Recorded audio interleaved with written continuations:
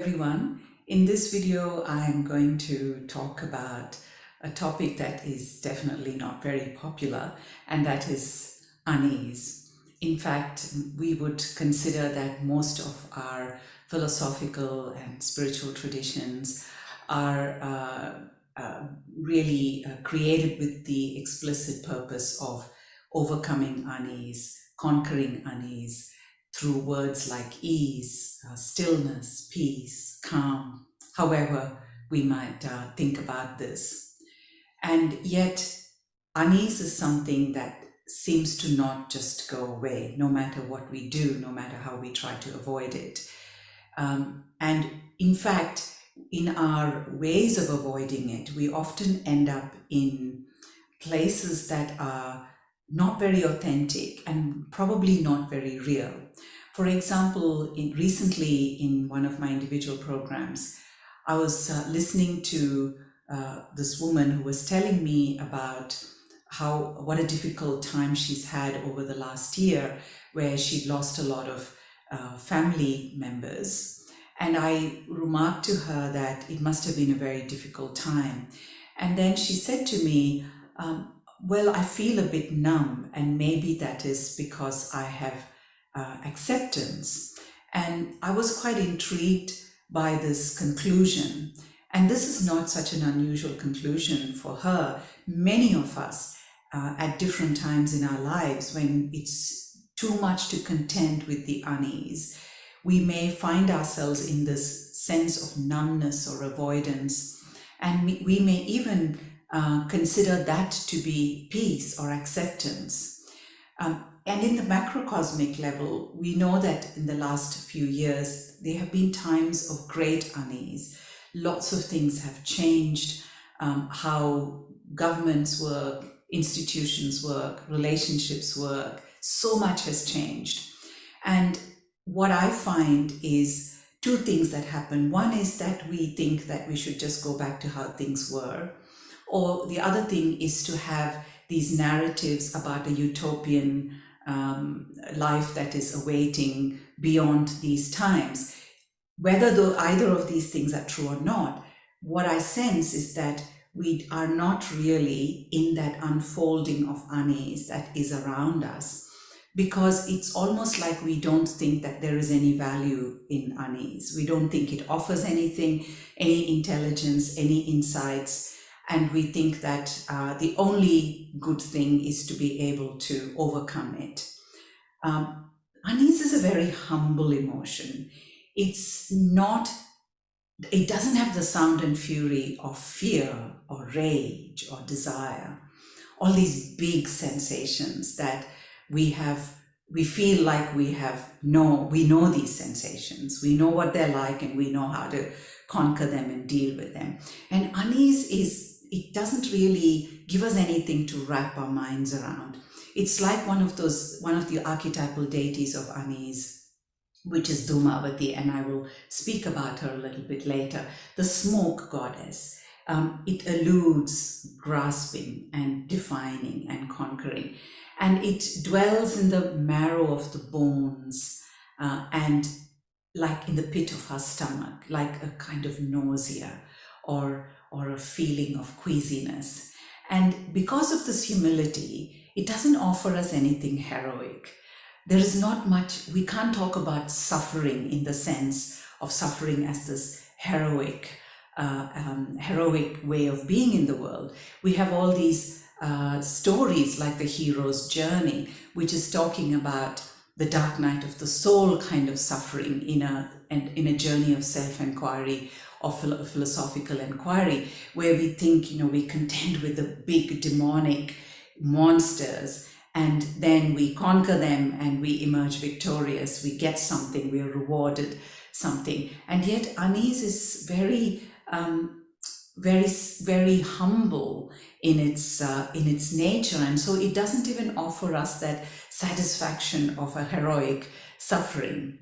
And this unease it's an inevitable aspect of self-inquiry. And what do I mean by self-inquiry? For me, self-inquiry is a way in which we come into approaching reality or life as a multidimensional unfolding. So it is not about having conclusions and templates. It's not about a past knowledge, but it is about a multi-sensorial, body-led way of being in the fullness of reality and responding to that with all of our senses, with all of our sensorial intelligence, as well as our mental intelligence.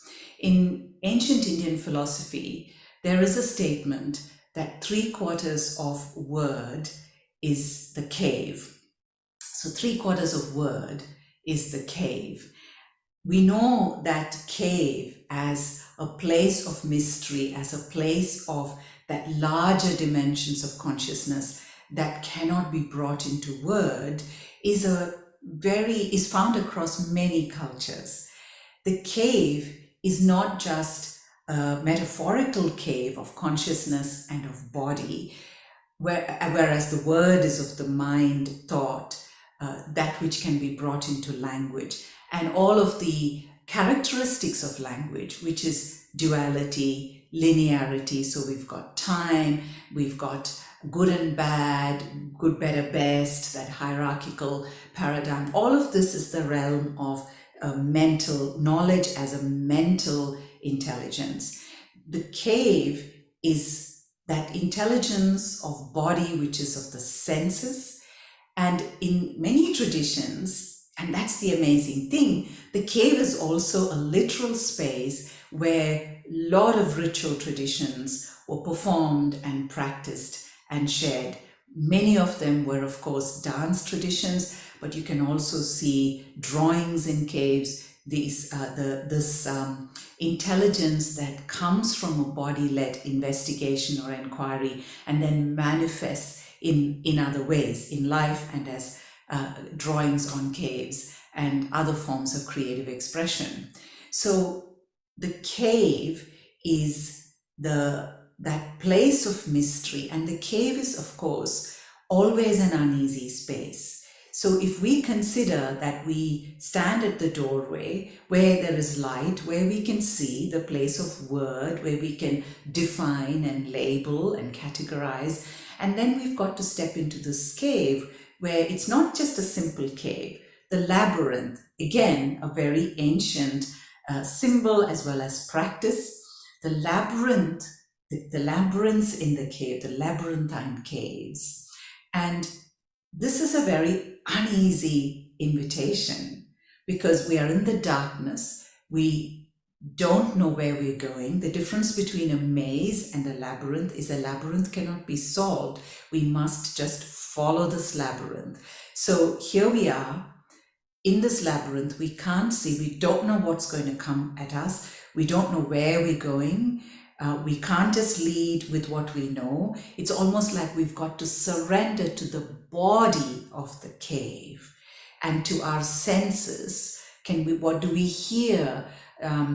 What do we see? What do we smell? What are we touching with our body, with our feet on the floor? So we've got to really come into a completely different intelligence and consciousness in order to be in the labyrinth, in the cave. And this uneasiness then is an inevitable aspect when we consider self-inquiry as an integration of that mental consciousness and the body-led consciousness. So where the mental consciousness and the body-led consciousness are flowing, there is an interplay, there is a dance happening, and unease is an inevitable experience and sensation in this invitation of self-inquiry. In Rasa philosophy of Indian dance, unease is called Bibhatsa and is one of the foundation sensations of dance. Let me just say a little bit about what is Rasa philosophy. Rasa is the philosophy that emerges from body-led inquiry, from dance, which is of course the language of the body. Rasa is a constellation, and by constellation I mean multidimensional. So just like when you have a constellation of stars, there are many stars in a constellation, and each star has its own properties, its own characteristics, its own movement, its own ways of being. And so also in Rasa, it is multidimensional. So there is dance, there is sensation, there is archetypes, and there is ritual. All these together form the constellation of Rasa. And Rasa is the philosophy or the wisdom that emerges from experiencing this multidimensional constellation. One of the elements of the constellation is the sensation. There are 8 sensations, and they are actually called rasa. So that's pretty much the heart of the philosophy. And one of the sensations, and one of the foundation sensations, is unease, which is called Bibhatsa. The word Bibhatsa originates from a Sanskrit word which pertains to being to feeling oppressed, a kind of it's like we experience harassment and oppression. It's like being in a really hot room without a fan and without any way of escaping, and you're feeling this heat and the sweat, but there is no escape. So it's like an oppressive heat, an oppressive feeling. And Bibhatsa, the unease, is caused by very specific circumstances. And these circumstances, in fact, will throw a bit of light on how unease emerges for us in our life. So one of the circumstances is where it is not something that we like in our hearts. And by heart, we mean a kind of sentimentality. So we want to be comfortable, we want to feel lovely, we want to feel easy, and we just want to have life that is easeful. We want someone to tell us how things are going to be. And so we don't wrap our hearts around situations that bring unease to us. The other situation is where we actually dislike something, where there is something that we do not like because it challenges us. It might be the way in which somebody is. It might be a particular ideology. It might be something that maybe reminds us of the compromises that we have made, and then we feel that somebody else is somehow not making those compromises. So it makes us feel uneasy, and therefore we speak about it in terms of like and dislike. And this can then lead to something where we go to the extent of considering that what we don't like is defiling. We think that it's impure. We think it is dirty. And this, of course, we have seen in the history, in human history, even in recent history, how easily what we don't like and what we maybe start off as a sentimental sense of, I don't like this, can then intensify into where we start thinking of what we don't like as being impure, sacrilegious, as being wrong, as being unclean, dirty. So this is where the terrifying nature of unease is revealed to us. So while it is really humble, and while it doesn't seem very heroic, it is actually quite terrifying in its implications. And therefore, some of the deities of unease, like Mahakala, are some of the most ferocious deities, the archetypes of unease. They are the most ferocious. They are actually terrifying archetypes because it signals the truth that we ignore and avoid unease at our peril, because unease holds a power that is very deceptive. It may look extremely simple, even weak. Consider Dhumavati again, the smoke goddess. You may think that the smoke has no strength, and yet smoke can make us feel extremely uneasy. It can burn our eyes and burn our lungs, and it can be quite toxic, and it can even bring death. So there is this trajectory of unease which holds real ferocity and terror and danger, even though at first look it may seem like something that we can easily just avoid, and we can get rid of it, or we can story it away by speaking about being calm or being still or being peaceful, without actually contending with unease.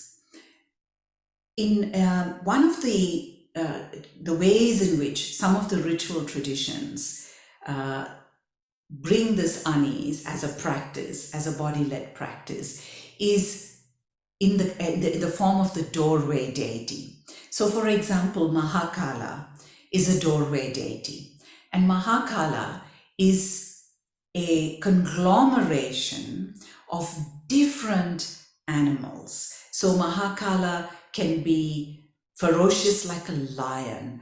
Sometimes they can be this excavatory quality of the wild boar, and sometimes it's like an elephant, sometimes it's like a snake. So there is this sense of something that is really primordial, a wild, raw energy, and that is also the nature of unease. It's something very primeval and elemental in us. It is not an energy that is intellectual and analytical, but it is something deeper. It's something in our cells and in our bones, in our body, in earth, in nature. So when we come to let's go back to the cave, the word and the cave. So we live in the language of word, where we think, where we analyze, where we define, where we categorize. And when we wish to go into the cave, into that inquiry of the self, we contend with the doorway deity. So let's say it's Mahakala. Here is Mahakala, ferocious. We're not even quite sure whether it's human or animal. And he stands at the door and he's challenging us. His job is to protect the cave at all costs. He's very loyal in order to protect the cave. The cave is the primordial aspect, the feminine, which is our connection to nature, to our elemental being. It is what connects us to our place within nature. And the divine masculine is the Mahakala, that aspect of energy, vitality, manifesting expression that is connected to the cave. And so Mahakala stands there and he is checking us out. Is this person really worthy of being allowed into the cave? Is this person here with the right intent? What are they here for? Do they really have what it takes? And then we are in a dance with Mahakala. The greater part of our inquiry is this dancing with the Mahakala. And in this dance, we can't really get rid of Mahakala, because we know that we need Mahakala exactly as he is, with all his ferocity, for us to find our way through the labyrinth, because it is Mahakala who knows his way around the labyrinth. So we can't get rid of him.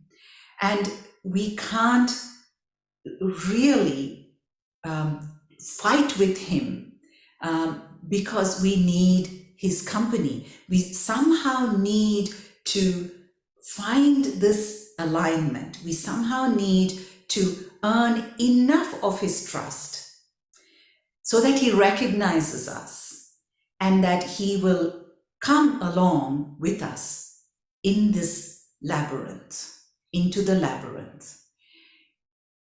This reminds me of situations in India. Perhaps that might help to unpack it a little bit.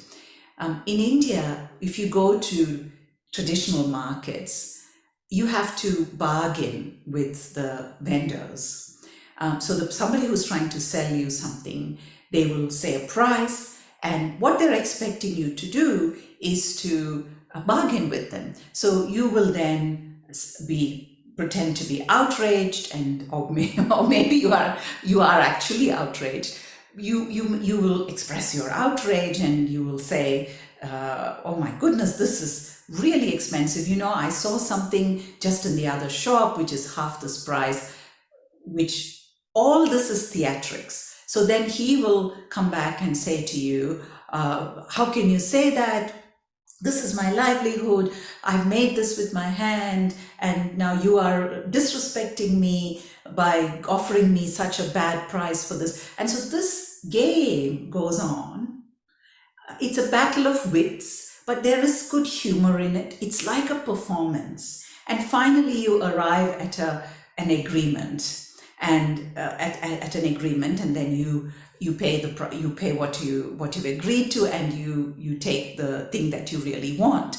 And this is a little bit like this Mahakala encounter.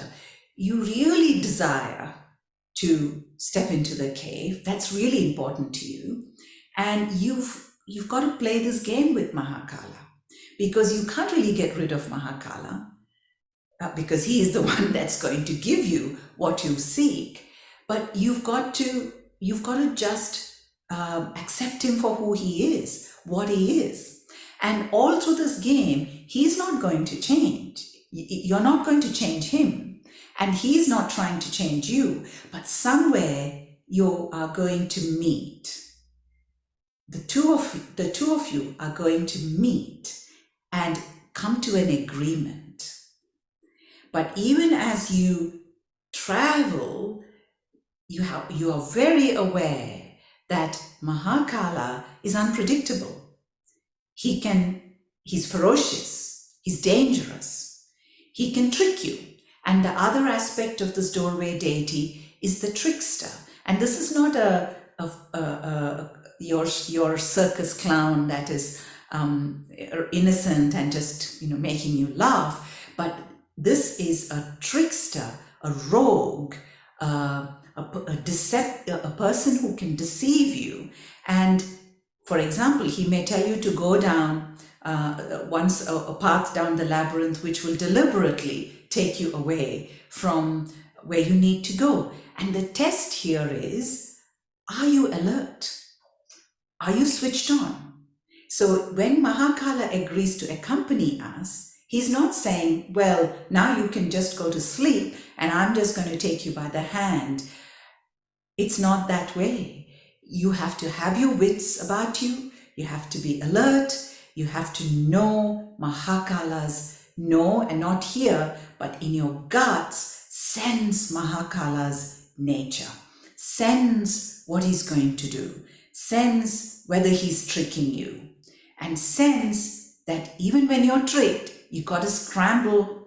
You have to have the wits, the ferocity, the strength to contend with that unease.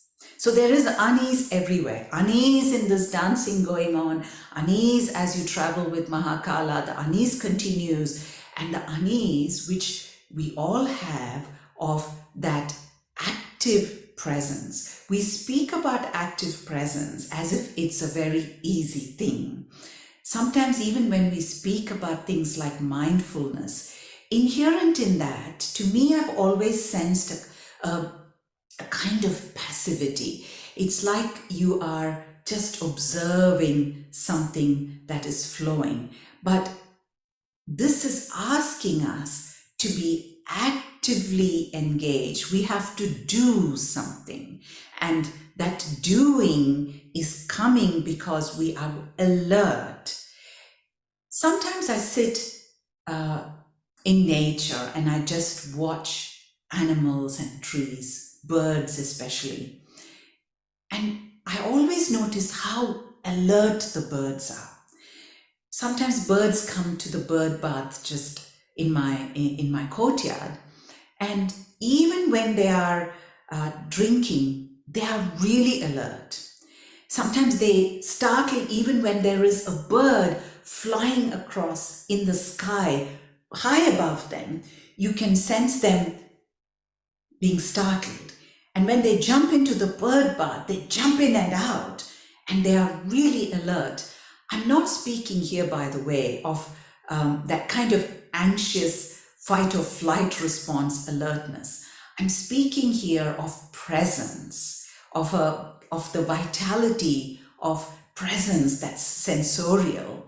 And that is what allows us to be present to what is going on around us, or the people around us, the circumstances around us, and not simply passively just accepting information, accepting knowledge, accepting statements that somebody else has chewed and just kind of given to us. It is really asking us to do our own chewing and our own digestion, to choose, for if we use the food metaphor, to decide what foods we want to eat, and to be responsible for our own chewing and our own digestion.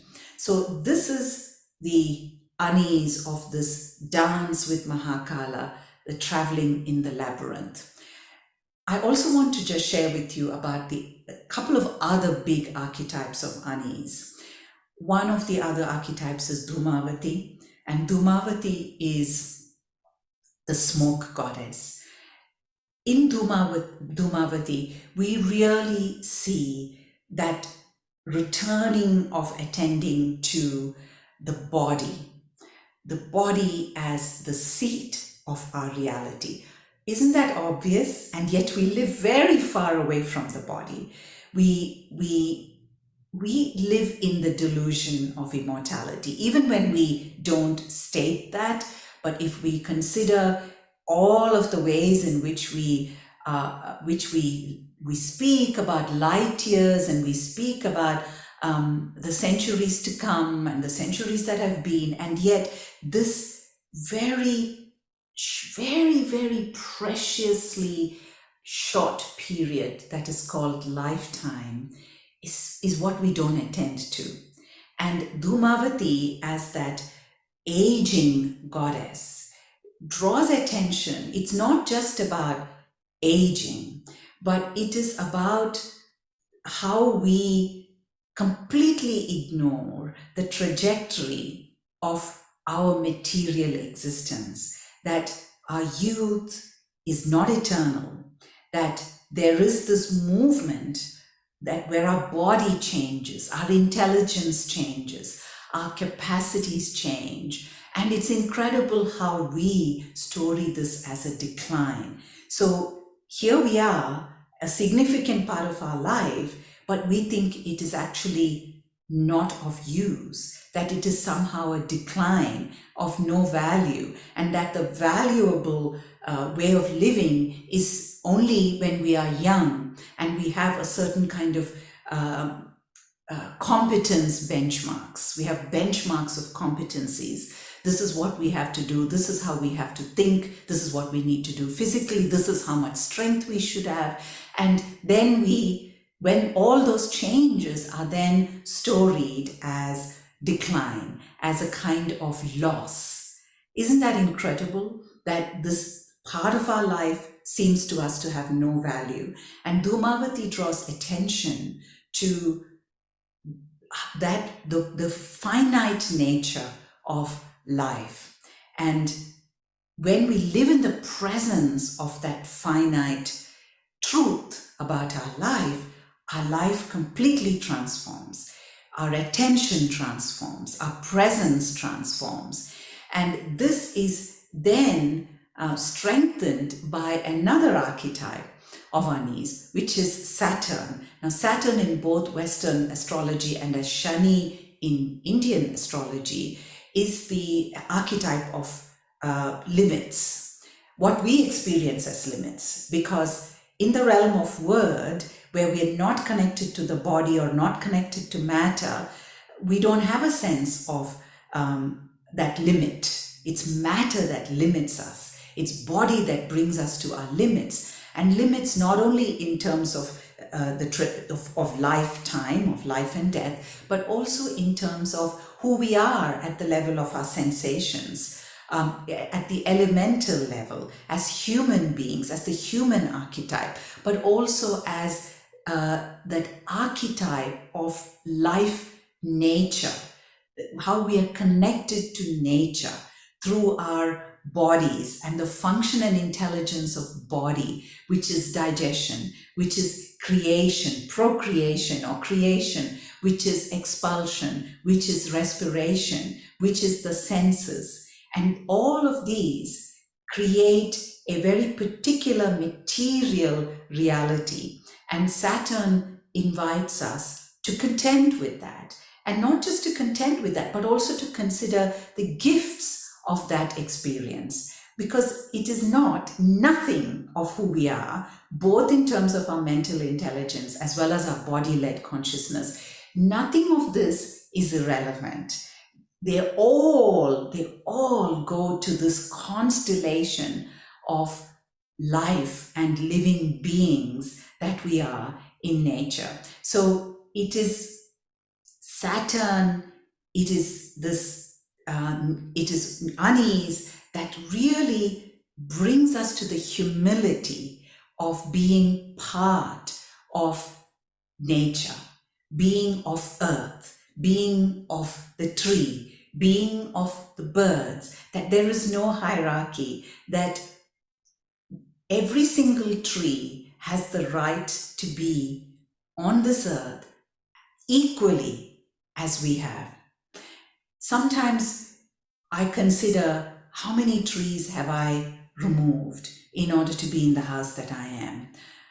I consider how many birds' nests have I taken away in order to be in this house, which when you consider how little space other animals require to live and how much space we human beings take in order to consider an easeful or comfortable life, I put myself in this. We are all caught up in this paradigm. And so this is not about the suffering of guilt. It is simply to recognize that we are part of nature, that there is no difference between the tree and us, or an ant and a human being.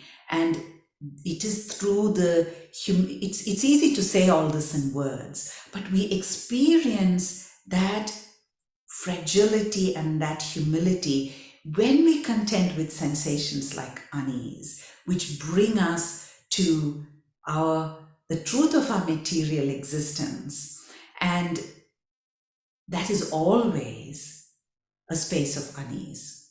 I want to finish with one archetype, which is really important in this constellation of unease, and that is the trickster. We touched on the trickster when we spoke about Mahakala. Now, this trickster is what brings that theatrical, performative enjoyment dimensions to the exploration or inquiry into unease. We are not asked to suffer, because suffering has got its hubris and status building qualities in itself. It's a kind of heroic status marker. I am suffering, and the suffering is necessary for me to become enlightened.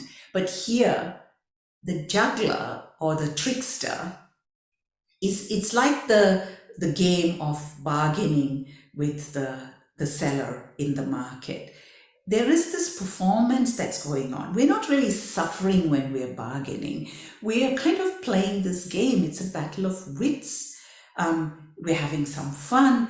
in fact, we might even be getting to know each other a little more. We know a little bit more. When he says about how he's made the work or where it's come from the village, and then you're speaking about where you've come from and what your expectations are. So there is this discovery going on. There is this connection that is happening, and it's held in this performative context. By performative, I don't mean performing on the stage, but that quality of creative performance is very integral to Rasa philosophy. And it is this performative element, this theater that is going on that takes us away from this suffering and the self-centeredness of suffering. And it becomes, so there is this confluence of alertness, of unpredictability, of unknown. Of course, the labyrinth is unknown, it's mystery. And again, we love to speak about mystery, we love to speak about unknown, but then it's very uneasy for us because we have to give up the assumption that we're going to find out about it. So again, but all of this is held in this trickster performative energy. And that's what makes it, despite all of these different dimensions, something that is an intelligence, that is enjoyable, that is an exploration, a discovery, and an inquiry. So I hope that this gives you a bit of a taste of unease and some of its deities, and why unease is something that is really an important sensation, especially for the times that we live in, where we're so addicted to rushing to an answer, rushing to a solution. If we really want to hold the intelligence of complexity, of nuance, of multidimensionality, unease is an absolutely inevitable and necessary inquiry. Thank you so much for joining me. Thank you so much for your interest and attention. And I hope that the next time you watch the alertness of a bird, you may sense how unease can also be something that is really energetic and beautiful.